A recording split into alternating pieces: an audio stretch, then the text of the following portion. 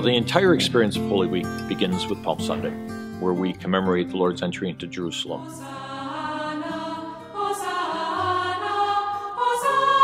Hosanna in the highest. The Gospel of the Lord.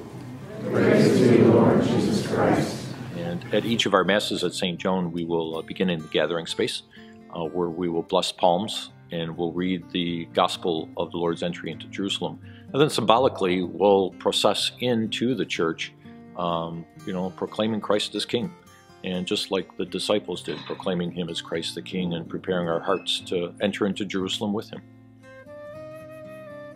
After the rest of the week will take us through to the Chrism Mass at Blessed Sacrament Cathedral at 11 o'clock in the morning. Very powerful liturgy where the priests of the Archdiocese of Detroit gather with Archbishop Vigneron, and we do a couple of things. One, we will bless the oils. The Archbishop will bless and consecrate the oils that are used in parishes throughout the entire year. So we'll bless the oil of catechumens, oil of the sick, and sacred chrism.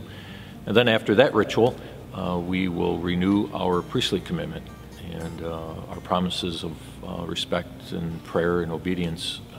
So it's a great opportunity to be with all our brother priests to renew our commitment as priests. So it's a feast day of the church. It's also a feast day of the priesthood. Our Mass of the Lord's Supper will begin at 7 o'clock, and that liturgy is real powerful. We'll actually begin with the receiving of the oils that were blessed earlier in the day. And we'll have representatives from the RCIA actually bring up the oils, and they'll be formally received, and then they'll be encased in the oil cabinet that we have here in church up in the sanctuary. And then we'll move immediately into the Mass of the Lord's Supper, where we commemorate that sacred meal that Jesus had with His disciples. And we will also be washing the feet. Again, it's an act of service. It's a commemoration of the Lord's Last Supper. And the washing of the feet is very powerful too, because we'll use mostly our RCIA candidates. And just, again, Jesus reminding us that we're called to be of service to one another. He came not to be served, but to serve. And that gesture is a reminder to us that we have to embrace that ourselves. So immediately following the liturgy, one of the rubrics of the church is that we actually strip the entire altar bare and the entire sanctuary bare. So we will get rid of all the candles, the candlesticks. We'll get rid of the altar cloth. We'll actually remove the Blessed Sacrament too.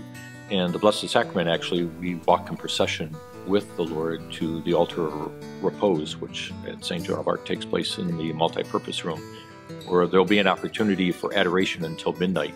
Again, a time of preparation for us to be with the Lord. And the entire journey of Holy Week is all about journeying with the Lord. And I think sometimes people forget that. So on Good Friday, we begin here at St. Joan with Stations of the Cross at 12 noon.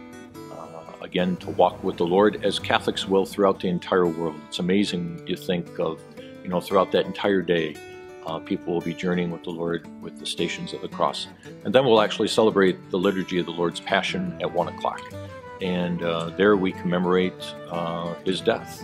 And it's a beautiful, powerful liturgy where we proclaim the Passion narrative, and then in a beautiful gesture to come up to a cross in the church and to kiss that cross. And, by His saving wounds, by His saving cross, He has redeemed the world. Again, journeying with the Lord. It's all about us journeying with Him as He undertook all of these things for us.